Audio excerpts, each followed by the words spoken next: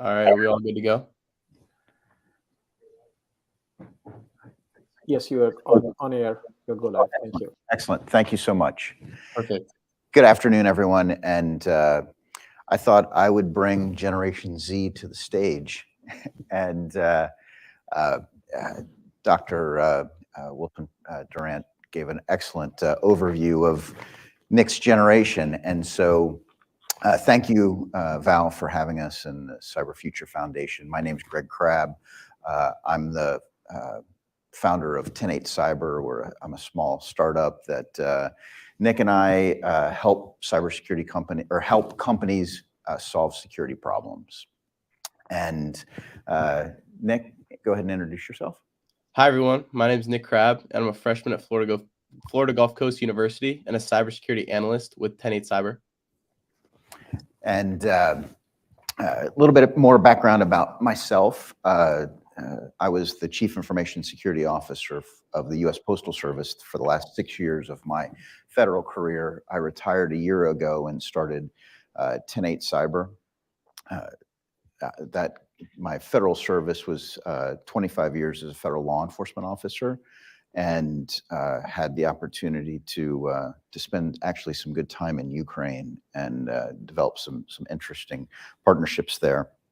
But this session is not necessarily about my journey, it's about Nick's journey and where we find him. And we want to talk about 4 aspects of Nick's journey: why he's choosing the field of cybersecurity, what he's learned as an apprentice to me, and how he's using cybersecurity as a freshman at Florida Gulf Coast University in his education, and then what he thinks we can do to attract more students into the field. So, Nick, why are you interested in a career in cybersecurity? Honestly, I think it's mostly because of you. I've seen what you've done over the years, and in particular, I find your criminal investigative stories like super amazing. So I was very intrigued by what you accomplished in Eastern Europe, and I like your stories of working with Ukrainian law enforcement officers, getting organized criminal figures arrested. Those criminals have stolen millions of data records, credit card numbers, bank account details, and U.S. citizens' personal identity information. And personally, I just want to make sure U.S. companies are safe and secure at all times, just like you do. Outstanding, Nick. What do you think? What do your friends think about cybersecurity? Honestly, I think it's like your stereotypical hacker. They got their hood up on a Netflix show. They're just coding all day with the lights off. So, like, for an example, my roommates, whenever I come back from, I don't know, one of my classes, I turn off my lights, I close my door, I put my hood up, and then I just start coding all day for 3.5 hours. When honestly, that's not how it is at all. Cybersecurity is way more than that, and I just want people to know, like, what a day in a life is, and that cybersecurity isn't like that. Yeah. Contrary to your friend's understanding, what have you found cybersecurity to be about? Honestly, right before COVID hit, when I really appreciated the opportunity to visit your security program at the Postal Service, I got the opportunity to see hundreds of professionals collaborating to address a cybersecurity challenge. Like, for an example, I met the training and awareness team, and I helped them plan to train thousands of Postal Service employees on mobile device security.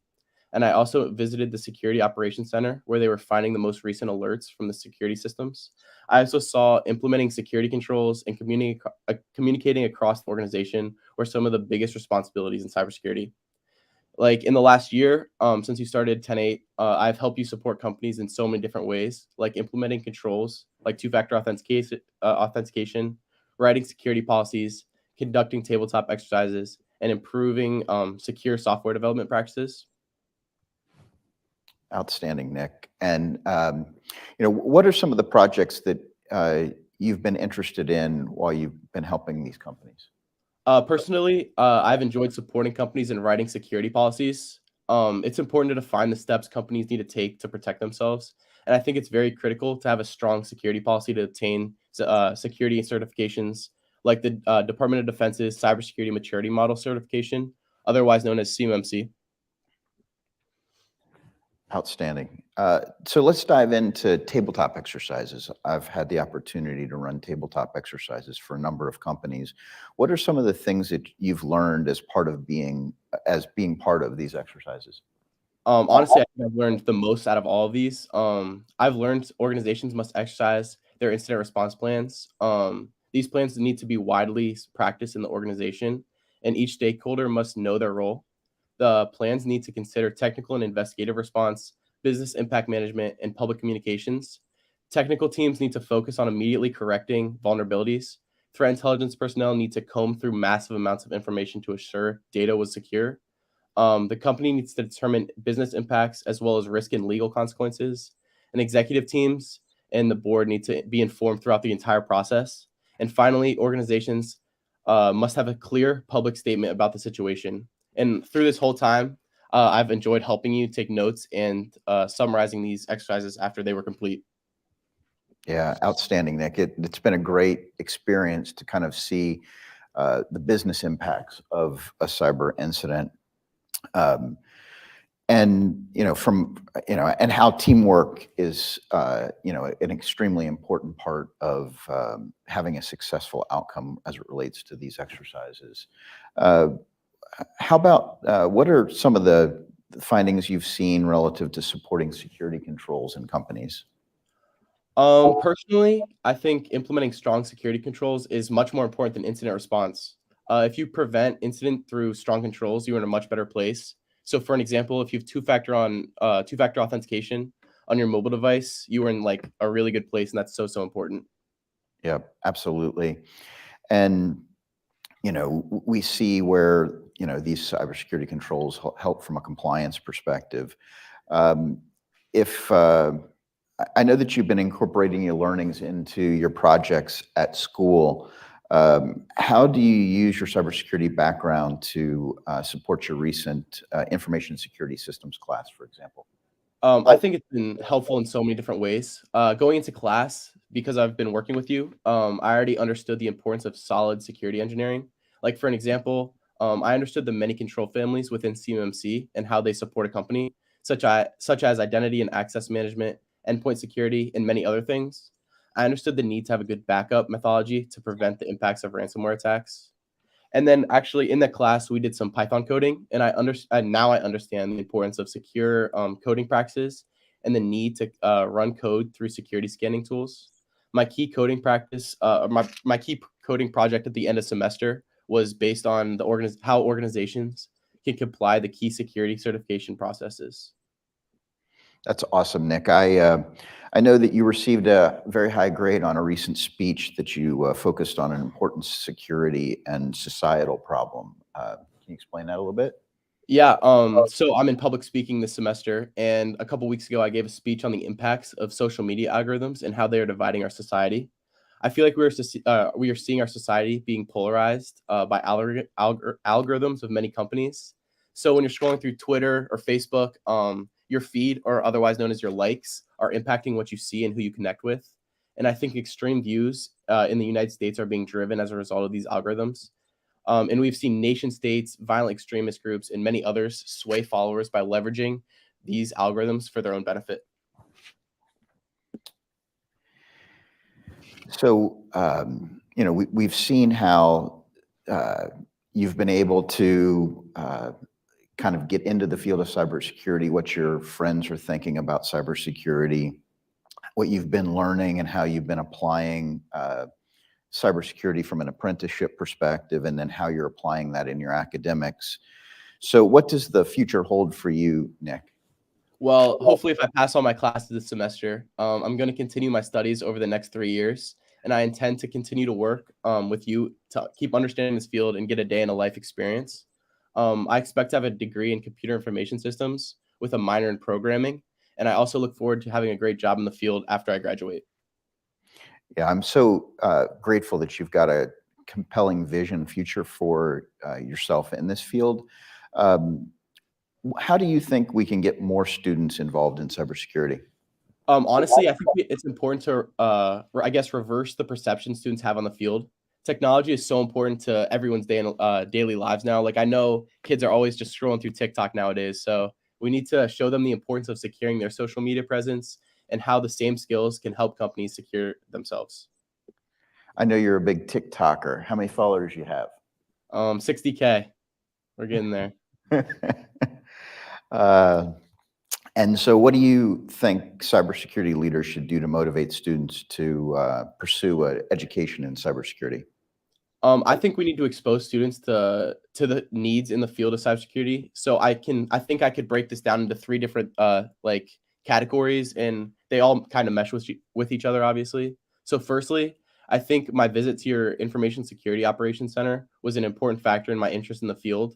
I think cybersecurity leaders should offer regular tours to high school students and college students because it's a great way to see how cybersecurity professionals work in action. Second, I think internships in cybersecurity would be very helpful as well because seeing a day in a life as a cybersecurity professional is very important to actually wanting to become one.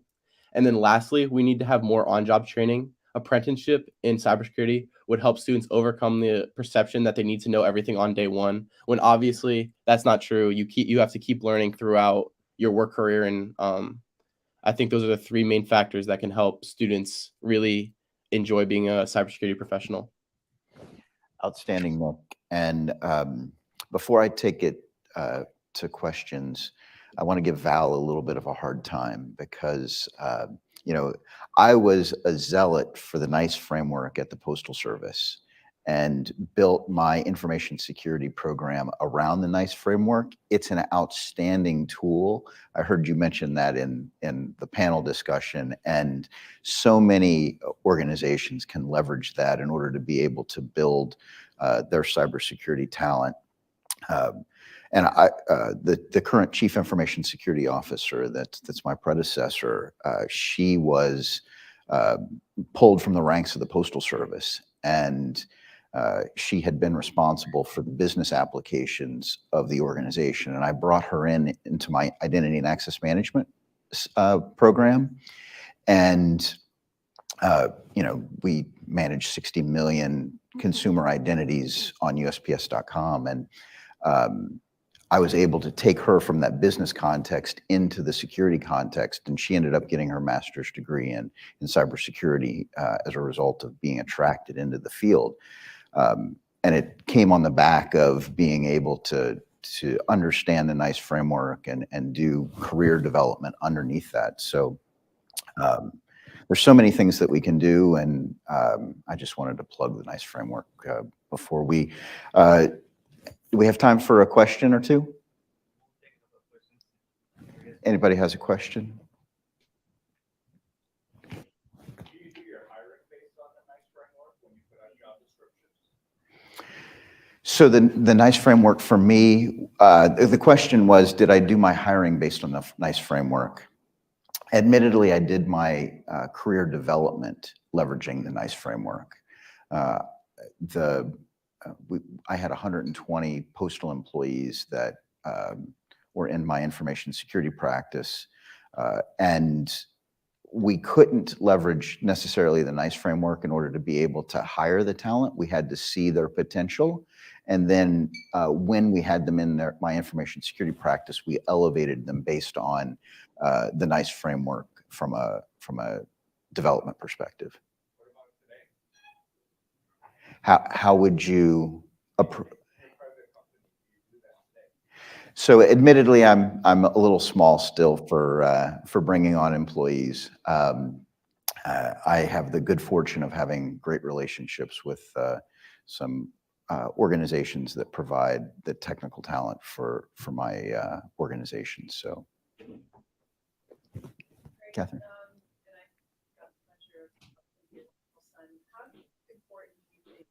Mentorship is, because I think you and I and Nick talked about this before we were prepping for this. Nick has the blessing of having a father who's in the industry who can be a great mentor, but I'm sure other students and some of his counterparts don't have that luxury. How important do you think mentorship is going to be to getting the next generation interested in this, getting more Gen Zs interested in this career? Excellent question. And Nick, maybe you can answer that. I don't know if you heard the question, but Catherine asked, how important do you think mentorship is in this field? And do you think that, how do we improve mentorship so that we can continue to build and grow talent in cybersecurity? I think I guess mentorship is extremely important for anyone in this field because you have to learn from your predecessors how to secure anything, honestly.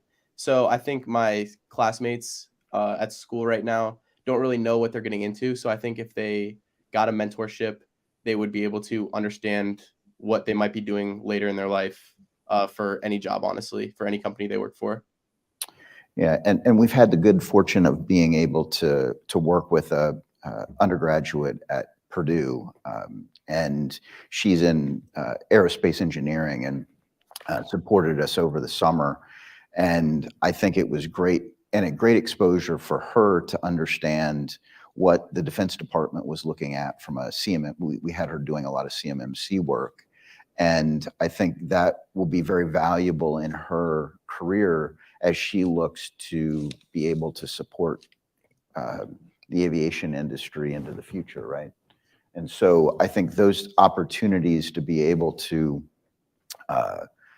raise the level of play are critical. And like Nick said, we've got to expose, cyber is not a visual thing. And exposing Nick to my operations center allowed him to visualize what a profession in cybersecurity was about. And I think that's something that as we consider how to pull these Generation Zers into the field, we've got to make this field visual for them to understand and appreciate. I totally agree. Because they'll follow him on TikTok. Will they follow him into a career in cybersecurity? Exactly.